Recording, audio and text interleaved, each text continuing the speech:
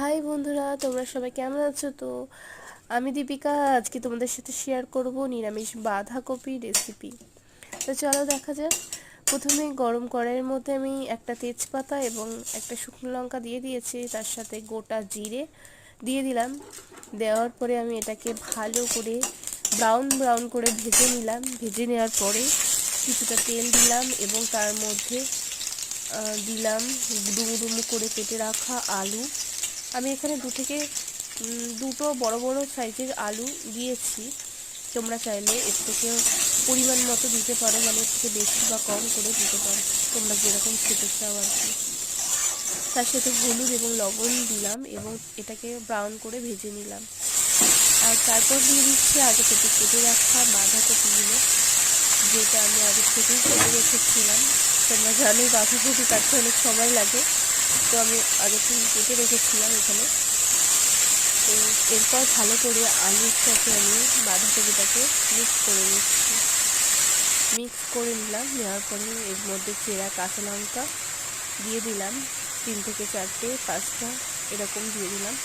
তো তোমরা স্বাদ অনুসারে দিও, কীরকম ঝাল খেতে পছন্দ করো সেরকম বুঝে দিও। তার সাথে পরিমাণ মতো আমি লবণ দিলাম, অ্যাড করেছি এখানে, এবং হলুদ গুঁড়ো দেওয়ার পরে আমি খানিকক্ষণ এটাকে নেড়ে ছেড়ে ঢেকে দেবো। এবং দেখো, ঢাকনা তোলার পরে দেখো জল অনেকটা শুকিয়ে গেছে, এবং এখানে জল ছাড়ার পরে আমি এখানে টমেটোটা অ্যাড করেছি। কারণ তোমরা জানো যে আগে থেকে টমেটো দিলে টমেটোটা গলে যায়, খাওয়ার সময় আর টমেটো খুঁজে পাওয়া যায় না।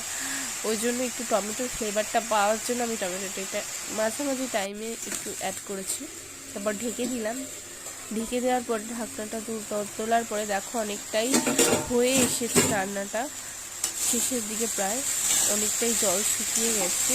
তোমরা এখানে খানিকটা পরিমাণে জল অ্যাড করতে পারো যদি চাও, কিন্তু ম্যাক্সিমাম রান্নাটা যে বাঁধাকপির জলটা বেরোয় সেই জলটার মধ্যে দিয়েই রান্নাটা হয়ে যায়। তো আমি এখানে কিছুটা পরিমাণে জল দিয়েছিলাম যাতে রান্নাটা ভালো মতো হয়।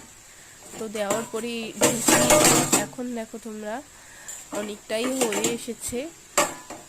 তো আর একটু হওয়া বাকি আছে দেখে মনে হলো, তো ওই জন্য খানিকক্ষণের জন্য আমি ঢেকে দিলাম এটাকে আবার।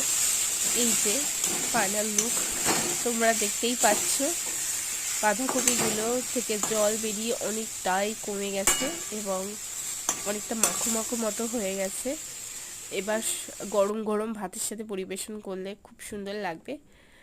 কেমন হয়েছে বলো তোমরা সবাই।